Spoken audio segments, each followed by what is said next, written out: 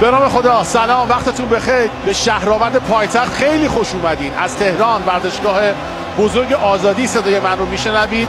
ایرانیان بزرگوار همراه ما هستن و شهرآورد 102 رو با قضاوت بنیادی فرد تماشا خواهند کرد. ببینیم که تقابل جواد نکونام و گل محمدی که رفتن سمت هم دیگه خوشوبش هم کردن به چه شکل در نهایت به پایان خواهد رسید. 7 بار به علیرضا بیرانوند 6 بار در رقابت این فصل تونستن کلین شیت بکنند. یارگیری نفر به نفر پشت محوطه جریمه، درگیری بازیکن‌ها با همدیگه. داور سوت‌های ممتد رو اونجا میزنه. آرمین سهرابیان داره با سروش رفیعی صحبت میکنه. علی نعمتی است که با آرمین سهرابیان اونجا برخوردی رو داشته. عقب نفوذ به سمت سینه بازیکن و ضربه‌ای که اونجا زد و صورتش رو گرفت. نعمتی رو درازکش روی زمین قرار گرفت. در یک آن دیده میشه مهدی پور ارساده بودن یه دروازه، ضربه سر آفساید هست اونجا و نزدیک بود دروازه پرسپولیس باز بشه. مهدی ترابی با پای راست ارساده بودن یه دروازه، فرصت داره پرسپولیس روی ریباند میره دروازه استقلال باز بشه و سید حسین حسینی نجات داد دروازه خودشون. بازیکن پرسپولیس میبینیم با هم دیگه اولی رو نعمتی زد، ریباندش دوباره نعمتی. بنیادی فرد داور بازی بوده و منم گزارشگر بازی بودم. 13 آذر 1400 که بازی 0-0 مساوی تموم شده. ببینید این بار نتیجه به چه شکل رقم خواهد خورد. اسماعیلی فرگرسون بلند یه دروازه، فرصت داره پرسپولیس. زاویه سر اول حسین کنعانی که روی پاش رفتن بازیکن استقلال و بالاخره دورش کردند.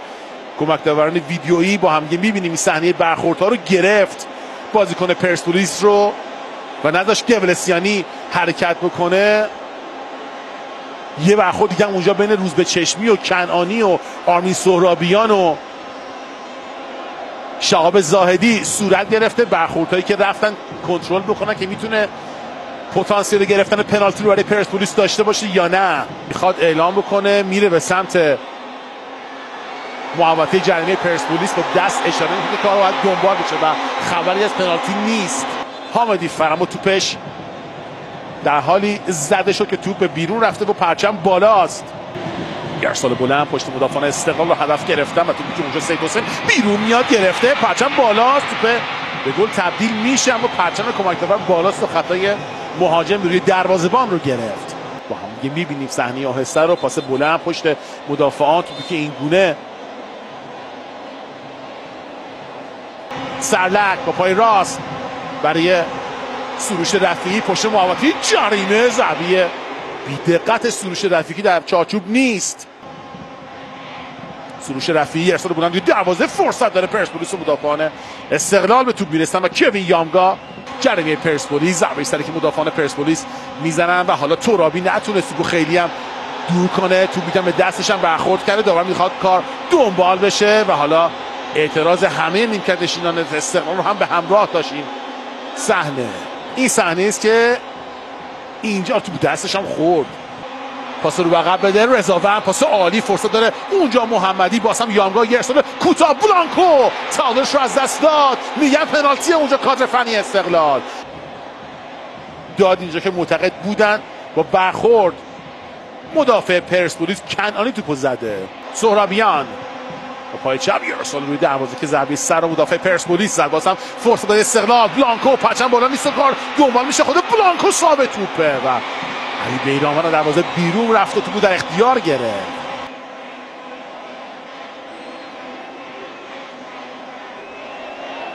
که برخورد کرد مدافع پرسپولیس، درگیری دو بازیکن با هم دیگه موفق. یامگا ارسال کوتاه و زمینی، فرصت داره اونجا محمدی میچرخه میزنه ضربه‌شو محمدی و نزدیک بود دروازه بیرانوند باز میشه تو این صحنه. یه حرکت در میانه میدان، توپگیری بازیکنی استقلال و باز هم خطای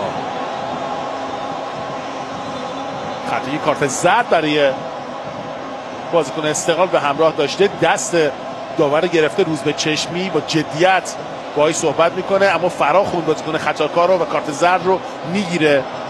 بازیکن استقلال پاس بلند پشت مدافعان اینتی فرار کرده اونجا شهاب زاهدی از دروازه بیرون میاد. سید حسین حسینی توپو در اختیار گرفت. سروش رفیعی رد شد میخواد یه پا دو پا بزنه که موفق نیست و اسماعیلی فر مسیر رو بسته. ارسال بلند روی دروازه برای محمدی میتونه ضربه سر بزنه اونجا و زده بود میتونه دروازه پرسپولیس باز بشه، ولی بیرانوند تو بود در اختیار گرفت. میبینیم با هم دیگه نرسید. یارگیری نفر به نفرم صورت گرفته بین بازیکن‌های هر دو تیم. دیگه این کارا قشنگ نیست که از سوی تماشاگران حاضر در ورزشگاه انجام میشه. بیرانوند میره سمتشون و ازشون میخواد که آرامش خودشون رو حفظ بکنن. دو سه نفر میگن آقا نزنید که قضیه تموم شه.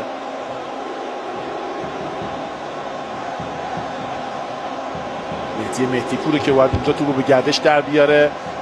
با پای راست یه ارسال بلند کاتا روی دروازه ضربه سر خطرناک و بیرانوند تو در اختیار گرفت.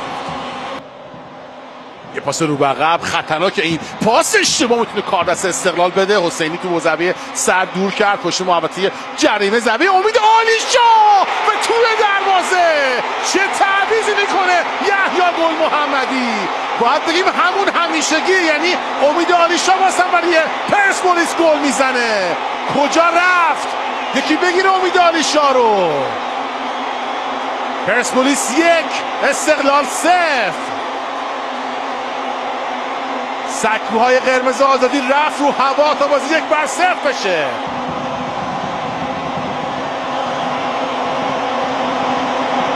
با هم دیگه میبینیم صحنه آهسته رو، یک کنترل، یه ضربه و توپی که رفت گوشه دروازه استقلال قرار گرفت. پرسپولیس 1-0 جلو افتاد. اون پاس رو به عقب کار دست استقلال داد. تعویض عمری عالیشاه جواب داد. یعنی پیمان بابایی رو میخوام بفرستن همراه با رمضانی و چه شوتی زد. بازیکن پرسپولیس نزدیک بود دروازه برای بار دوم باز بشه. پرسپولیس 1-0 جلو میفته. این ضربه محکم روی پای راست امید عالیشاه است که توپش با اختلاف کمی به بیرون رفت. یامگا یک تماقلی که برداشته، یه ارسال میخواد داشته باشه پشت محوطه جریمه. آرش رضاوند فرصت داره. استقلال توی محوطه میتونه دروازه باز بشه. پنالتی هست یا نیست؟ فعلا خبری از پنالتی نیست. میره تصویر رو میبینه، به دفعات عقب میکنن تصویر رو، دوباره براش تصویر پلی میشه تا همه نکات مختلف رو ببینه. داور مسابقه رفت به سمت زمین. نه میگه کار دنبال بشه. پنالتی نگرفت موعود بنیادیفر و خودی هردانی. یک کنترل، یه ارسال، یه دروازه، ضربه سر رمضانی. فرصت داره بلانکو، فرصت داره استقلال و هنوز دارن حمله میکنن پشت سر هم دیگه و بالاخره توپی که اونجا متوقف میشه. بازم فرصت داره استقلال تو زمین پرسپولیس. تکل نزدیک داور میذاره کار دنبال بشه. بازم اعتراض جواد نکونام بازیکن استقلال روی زمین هست. همه میگن پنالتیه. داور میخواد کار دنبال بشه. موعود بنیادیفر من فکر کنم این دفعه جدی‌تر از دفعه قبل. اعتراض طرفداری استقلال رو هم به همراه داره. VAR نظر موعود بنیادیفر.